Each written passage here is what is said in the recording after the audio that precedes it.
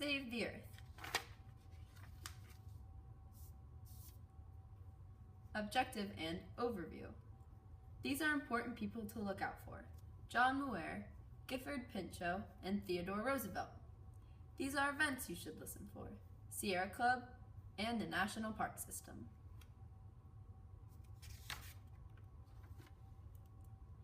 John Muir was born on April 21st, 1838, and he died December 24th, 1914. He was known as John of the Mountains.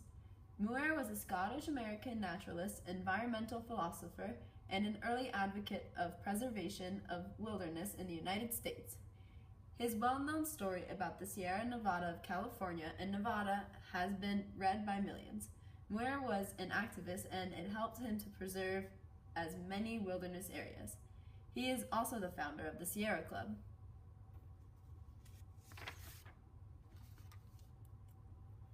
The Sierra Club was established on May 28, 1892. Their mission statement is this: to explore, enjoy, and protect the planet, to practice and promote the responsible use of the Earth's ecosystems and resources, to educate and enlist humanity to protect and restore the quality of the natural and human environment, and to use all lawful means to carry out those objectives. However, the main thrust of the organization is to protect the environment through education and political activism.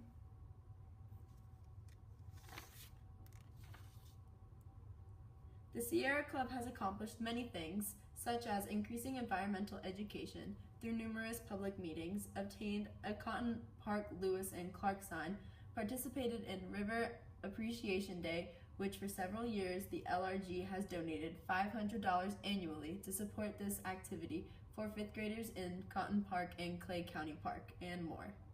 The Mississippi River was a colossal achievement for the Sierra Club. Gifford Pinchot was a big part of America's environmental history, who came up with the idea of conservation in 1907, which soon became a big movement. He was a forestry specialist who graduated from Yale University. He was not only educated but also very connected. President William McKinley assigned Gifford as the head of the forestry of the Department of Agriculture in 1898. Gifford served in the government 12 years and was respected for his work in Department of Agriculture.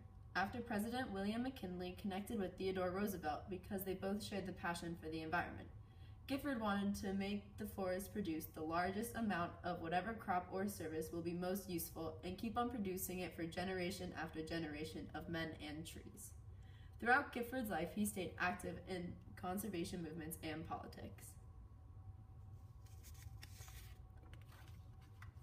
In 1907, a man named Gifford Pinchot came up with the idea of conservation. People knew that overcutting of timber, flooding, and other problems with nature were hurting our environment. The idea of conservation was to set land aside, public and private, so we would have something to show our future generations. This movement resulted in the government taking control of 200 million acres of forest. With this much land, the government had to be wise with how they managed it. To manage all this land, the U.S. government came up with the National Park Service and other bureaus, like the Bureaus of Reclamation. These departments and bureaus helped conserve, protect, and manage our country's natural resources.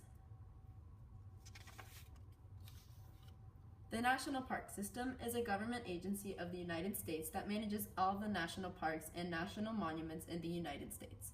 The National Park Service Act became a law in August 1916. Stephen T. Mather became its first director with Horace Albright. The National Park Service promotes the enjoyment and the education of the United States citizens. It protects the environment, preserves historic sites, and it helps state and local governments to develop parks. It is involved in the Land and Water Conservation Fund, National Wild and Scenic River System Planning, and many other services.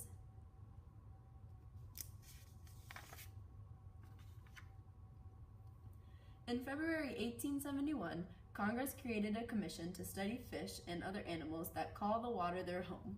Aquatic animals from the Atlantic to the Pacific were being overseen by the U.S. Fish Commission. The U.S. goal was to help preserve fish and other marine animals.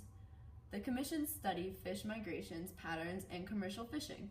The U.S. Fish Commission helped us learn about how obstruction in rivers and other waterways affects fish migrational patterns. The Fish Commission also built the first marine laboratory in Woods Hole, Massachusetts.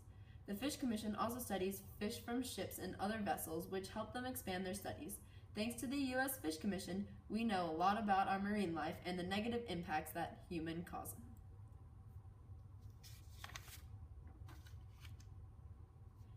Theodore Roosevelt was born on October 27, 1858, in New York City.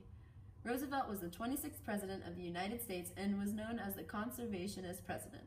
Roosevelt's father helped fund the American Museum of National History, which was a motivation in Roosevelt to make a difference in the world. Roosevelt built a replica of the same museum in his bedroom. In 1876, Theodore attended Harvard University, where he would later graduate from. What has he done for the environment? Theodore has founded the Crater Lake National Park that is located in Oregon. Theodore Roosevelt founded 230 million acres of land while he was in office. 150 million of those acres were set aside to build national forests. In 1905, Theodore Roosevelt created the USFS. Theodore Roosevelt made a total of 51 federal bird reserves, making them the first president to ever make a bird reserve. Theodore Roosevelt also built numerous amounts of books about his hunting trips and the environment around him. These are our contributions. And these are our sources.